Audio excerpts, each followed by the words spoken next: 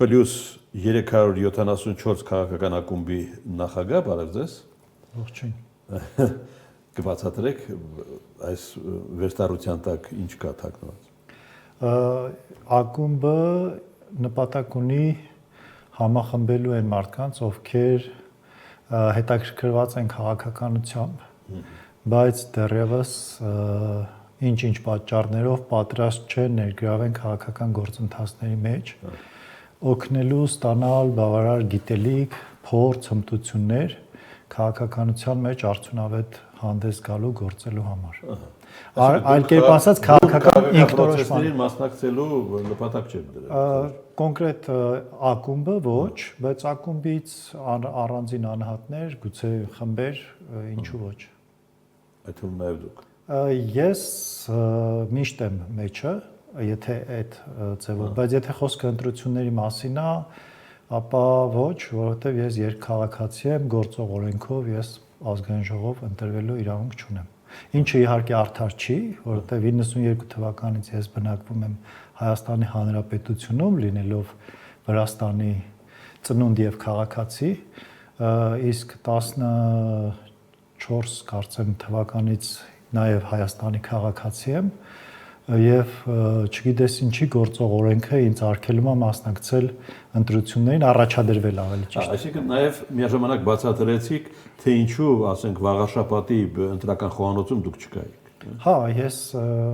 ընդհանրապես ես կարծում եմ գործող կառուցվածքով գործող քաղաքական կոնյունկտուրայի մեջ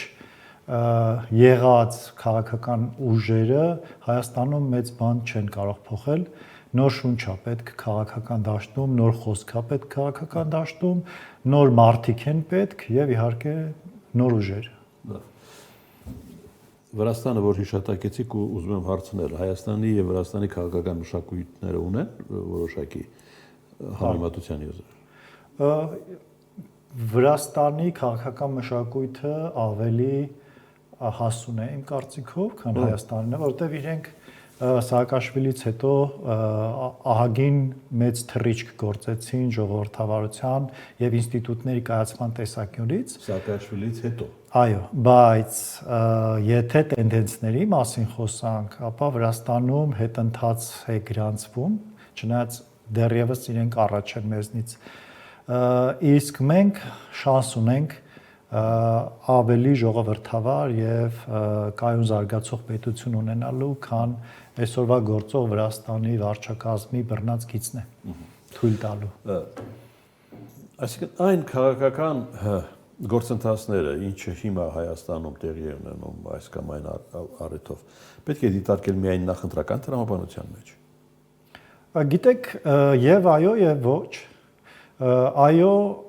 որովհետև դե ինչ է լինի իշխանությունը, ինչ պատասխանում են դիմությունը։ Այո, դրանք մեծ հաշվով հողմաղացների դեմ կռիվ է իրականում, որովհետև գաղափարական պայքար չկա։ Կա ինչ որ աշխարհաքաղաքական նախասիրություններ, դրանց վրա հիմնված հույսեր, անհասկանալի հույսեր։ Եվ այդ հույսերի շուրջ արճակատում ինչ որ, հա, բայց գաղափարական արժեքային որևէ տարբերություն գործող իշխանության եւ ընդդիմության մեջ չկա։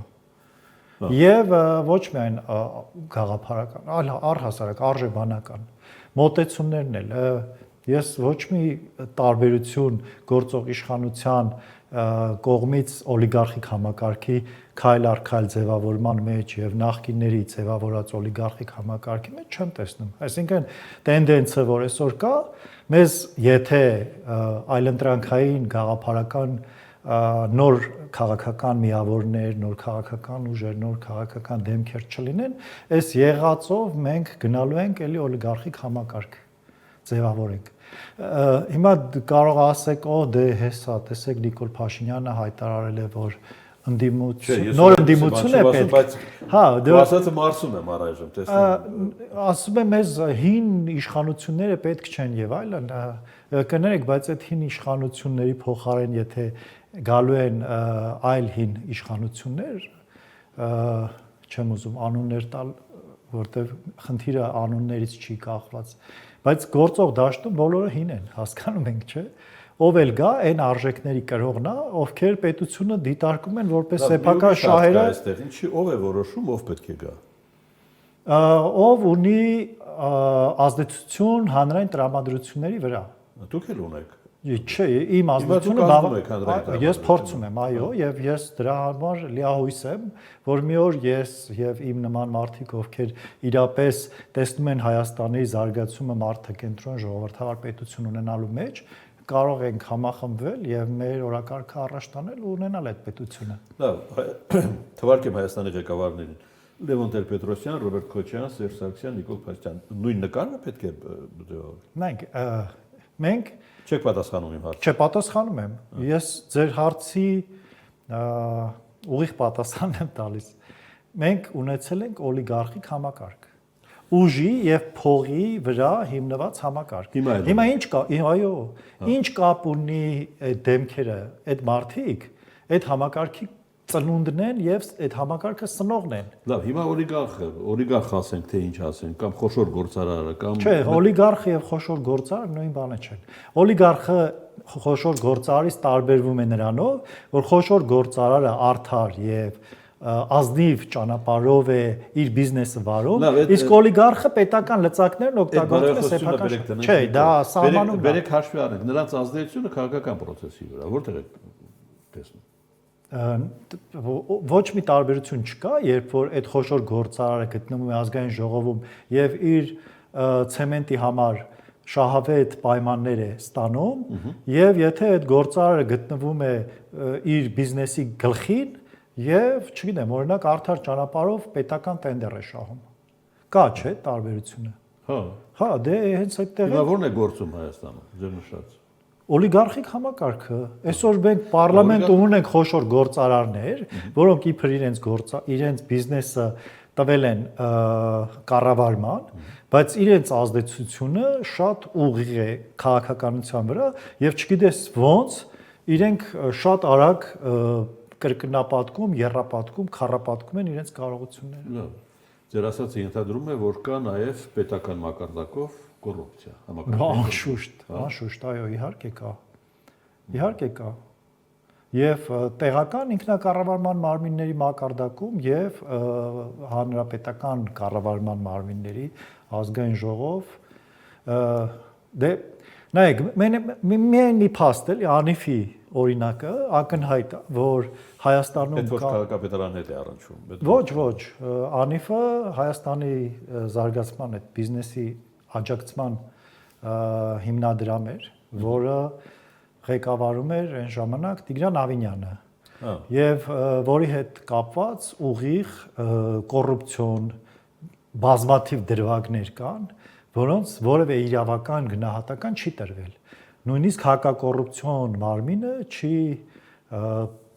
փորձել պարզաբանել կամ եթե ինչ որ բան դրվագներ եղել է որ փորձել են գուցե ես տեղյակ չեմ, բայց ակնհայտ է բազմաթիվ փաստեր, որոնք աղաղակող են եւ որոնց վերաբերյալ որոնք լրացրած են, այսինքն ոչ մի ձայն չկա։ Այն դեպքում, որ որոշ մարդկանց նկատմամբ, որոնք գործող իշխանության հետ տարաձայնություններ ունեն, նախկինում էլ եղել են իշխանության անդամ, քրեական գործերը հարուցված լրացնելու համար։ Սա ակնհայտ քաղաքական կոռուպցիայի հստակ դրսևորում է։ Մի ուրիշ բարձունակ ներողություն պետական կոռուպցիայի։ Պետական կոռուպցիա։ Մի ուրիշ բարձունակ հարցով էլ այդ ձեր ասածը դիտարկենք։ Եթե ես կամ դուք ուզում եք բիզնես գործունեություն ծավալել, պետք է գնաք իշխանության դուռը, թույլտվություն հարցնեք։ Այդ ազդեցությունը շատ ուղիղ համեմատական է ձեր գործունեության մասշտաբների հետ։ Եթե դուք ուզում եք մեծ բիզնես, անշուշտ դուք պետք է գնաք իշխանության հետ հանդիպեք, բայց դա դեռ կոռուպցիա չի, որովհետև ցանկացած խոշոր ներդրում որևէ կերպ կարող է պետությունից ինչ որ արտոնյալ պայմաններ ուզել։ Այլ հարց է, թե այդ արտոնյալ պայմանները ստանալու համար, որ իշխանավորը ինչպիսի շահեկան դիրքում է հանկարծ հայտնվում այդ բանակցությունների շրջանակներում։ Կոռուպցիան այդտեղ է, ոչ թե որ պետությունը կարող է որևէ ներդրողի խրախուսել կամ աջակցել, այլ որ որևէ պաշտոնյա այդ համակարգի մեջ, օգտվում է իր պաշտոնյական դիրքից եւ կարողանում է սողոսկել այդ հարաբերությունների մեջ եւ ունենալ այսինքն ձեր տրամաբանությամբ հիմա ասում են, չէ, նախկին ղեկավարների հասցեին, որ ոչնչից մեծ կարողության տեր են դարձել։ Այո։ Նույն ասելու են այս իշխանությունը։ Իհարկե։ Բայց եթե Եվ ցույց են տալու կարողությունը որտեղ ինչ։ հստակ մի քանի օրվա գրանցված ընկերությունը առանց մրցույթի կամ գուցե մրցույթով, բայց իհարկե ձևական, գալիս եւ միլիարդավոր դրամների դրամաշնոր է ստանում կամ գումար է ստանում։ Դա ինչ է, եթե ու չկա այդ ընկերության տված product-ը։ Հասկանում եք, հա։ Հիմա դա ինչ է։ Պարզ է, չէ՞, որ այդ գումարները գնացել են որոշ մարդկանց գրպանները։ Եվ վաղը մյուս օրը այդ մարդիկ իրենք արդեն հայտարարում են որոշները պետական, որ հայտարարագրում են կրիպտո արժույթներ եւ այլն, որտեղից եկան այդ կրիպտո արժույթները, $500,000 եւ այլն։ Այդ մարդը, որ գնում էր պետական պաշտոնի, չուներ, չէ՞, 18 թվականին միլիոններ։ Հիմա հանկարծ հոп ու կրիպտո։ Ես կարծում եմ Կրիպտոն եք հասկացելի, թե ընդհանրապես։ Չէ, դե կրիպտոն դա կոռուպցիոն այդ նվերատվությունները մաքրելու միջոց է։ Հիմա դուք կասեք, ես կրիպտոն գնել եմ 20,000-ով, որտեվ դա հնարավոր չի գուցե եւ ապացուցել, հիմա արժե 100,000, 5 անգամ ավել 5 կրիպտո ունեի, հիմա արդեն $500,000 ունեմ։ Օրինակ, սա միջոցները մաքրելու ձևերից մեկն է, ճակերտավոր մաքրել։